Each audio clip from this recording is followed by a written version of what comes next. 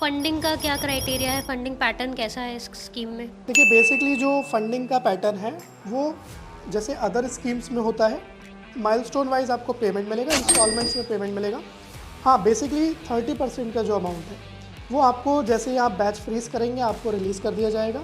बाकी 20% during the आपका जब चल रहा होगा ट्रेनिंग, ड्यूरिंग द ट्रेनिंग आपको रिलीज़ हो जाता है। 50% आपका मिड ऑफ द ट्रेनिंग आ जाता है।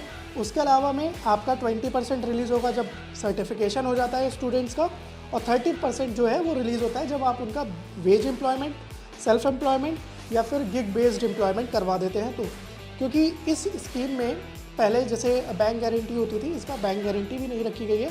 पहले की DDU-GKY स्कीम्स में एडवांस पेमेंट मिलता था, इसमें एडवांस नहीं है, माइलस्टोन वाइज पेमेंट है।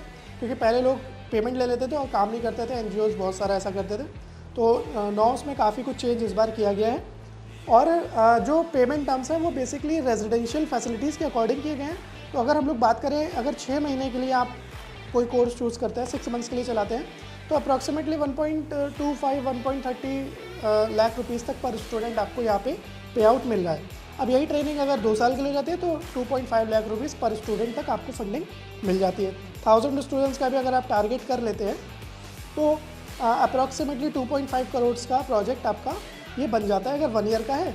और अगर आप कम स्टूडेंट्स को करते हैं तो उस हिसाब से आपका पे आउट बन जाता है।